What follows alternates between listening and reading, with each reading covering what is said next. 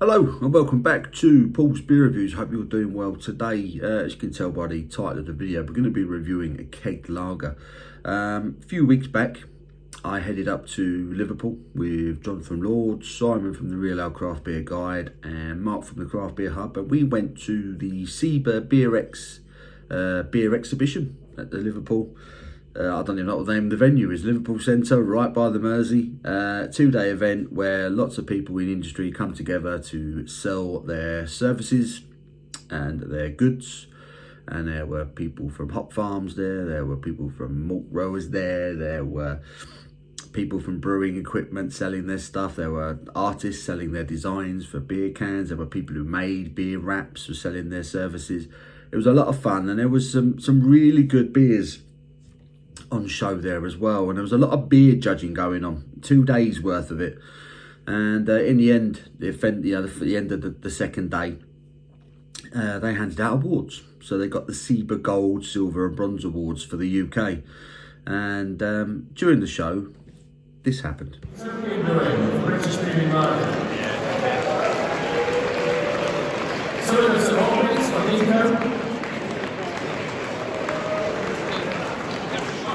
And taking gold is Gloucester Brewery for their craft lager. So what you just saw there was the winner, the gold level winner of the UK Premium Kegged Lager Pilsner category.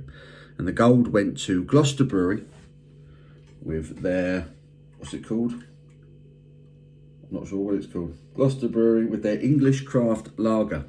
So supposedly, this is currently the UK's best kegged premium lager. It's coming in at 4.5% ABV. I've never had anything from Gloucester Brewery before, and we were keeping a close eye on the lager category because John's new sleeper lager had done really well, and it got a silver badge in the regional. So well done to Lords. But I was really keen to get hold of this. So after the event, I contacted Gloucester Brewery, congratulating them on their gold, and asked if I could order a keg, which they happily obliged. So here it is. So what we're going to do, we're going to get this into the beer monster behind my shoulder there, get it chilled, and we're going to see if it's any good. So yeah, stay tuned for that, because I'm hoping we're going to have a rather special keg lager on our hands. Back in a sec. So we're back. Beer's gone into the beer monster. It's chilled right down to 3 degrees. I've just pulled a pint of it here in my nucleated lager glass.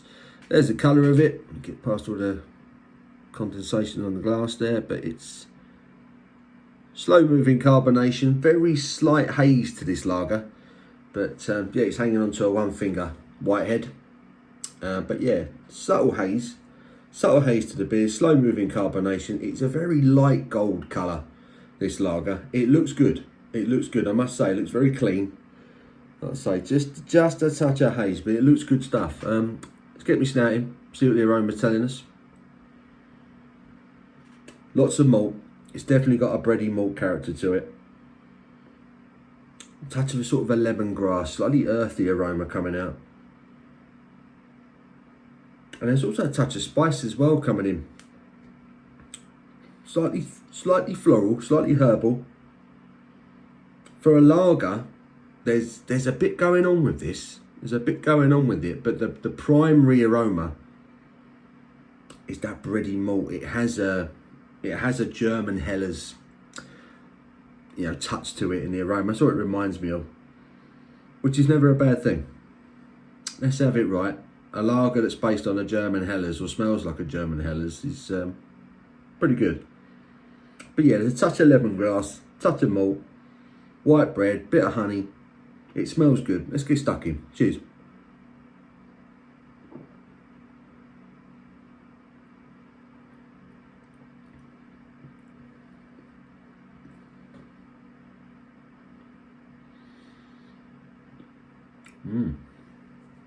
Oh, that is good.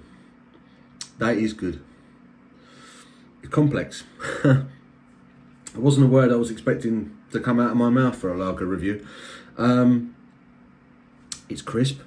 It's refreshing. It's drying. It's a dry finish to it, almost sort of Pilsner-esque on the finish. Definitely not meant to be a Pilsner, certainly a lager.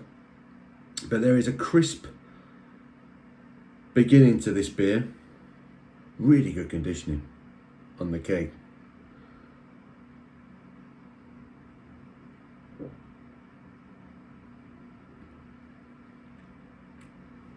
It's definitely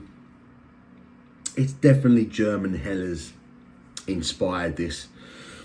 Bready malt, that white bready malt, a touch of sweetness. So I always say it reminds me of butter and honey on white bread, a German Helles lager. And I'm getting that with this. But what comes before it is a touch of lemon, a touch of citrus.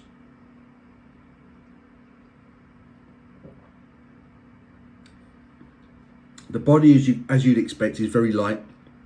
It's so drinkable. So in that sense, it's a winner. It's a massively drinkable lager, surprise, surprise.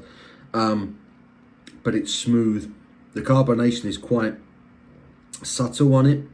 It does enough, but it's gentle. It's all about the malt. It doesn't try and get in the way of anything else on it. It's a very smooth, easy drinking lager. But right at the front, there's a slightly herbal, lemony, citrus freshness. It gives it a bit of a kick as soon as it hits your tongue. You're like, oh, okay, here we go. Then in comes that bready malt. Like I say, that white bread, sort of butter, honey. Really smooth, really easy drinking. And then at the back end, there's this dryness, a slight spiciness. I always think the word spiciness, you feel like, you should be associating it with a curry or something. It's not like that. There's just a touch of spice, a slightly herbal, peppery, drying finish to this lager. And it just rounds off what is a really well-balanced, really enjoyable lager drinking experience. I get why it's highly rated. I can kind of understand.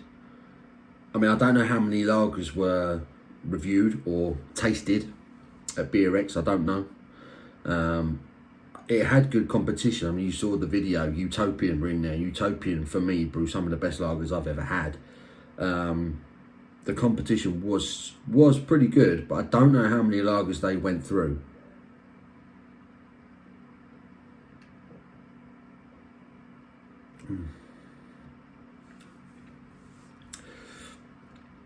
But there's a lot going on with it.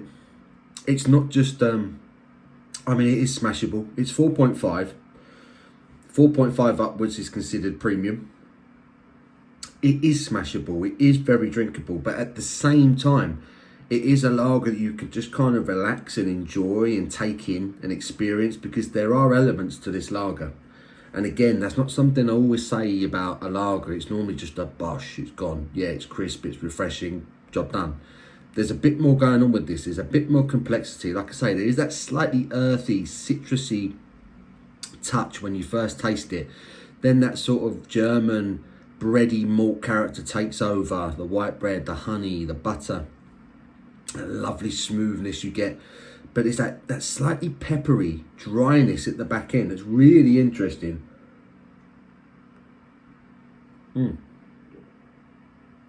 It's really good.